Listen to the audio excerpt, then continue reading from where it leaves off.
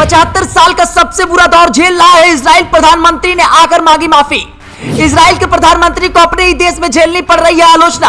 आखिर क्या वजह है कि प्रधानमंत्री ने मांगी माफी?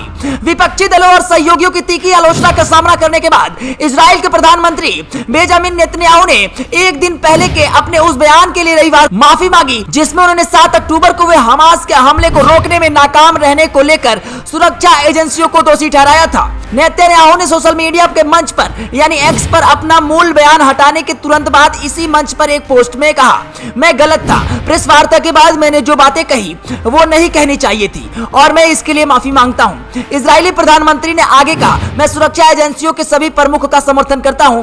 मैं chief of staff and IDF के कमांडरों और सैनिकों को सहायता भेज रहा हूं जो अग्रिम मोर्चे पर हमारे लिए खड़े रह रहे हैं। नेतन्याहू ने एक्स पर एक पोस्ट में शनिवार को देर रात कहा कि उन्हें कभी भी हमास के युद्ध के मंसूबों के बारे में कोई चेतावनी नहीं मिली थी। उन्होंने जोर देकर कहा कि सैन्य खुफिया प्रमुख और शिन बेट इजराइल की आंतरिक सुरक्षा सेवा के प्रमुख समेत सभी सुरक्षा एजेंसियों की राय थी कि हमास डरा हुआ है और समझौता करना चाहता है। इजराइल के प्रधानमंत्री ने शनिवार शाम संवाददाता सम्मेलन में कि क्या वो विफलता के लिए जिम्मेदारी स्वीकार करते हैं, इस सवाल को उन्होंने यह कहकर टाल दिया कि युद्ध के बाद इस बारे में गहन जांच होगी, सभी को जवाब देने होंगे जिसमें वो भी शामिल है।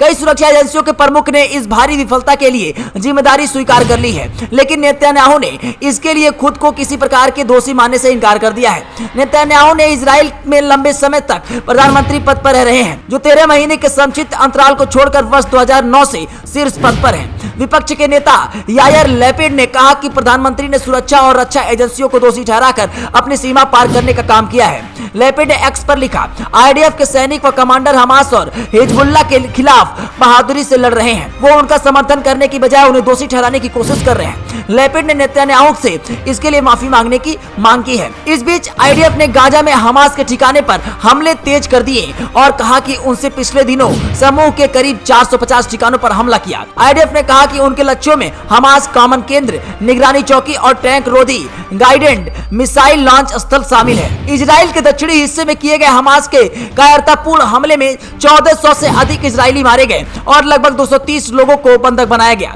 गाजा में हमास द्वारा संचालित स्वास्थ्य मंत्रालय ने दावा किया कि इजराइल द्वारा चरमपंथी समूह को खत्म करने के लिए शुरू किए गए सैन्य अभियान के बाद से तटीय गाजा पट्टी में 8000 से अधिक लोग मारे गए हैं।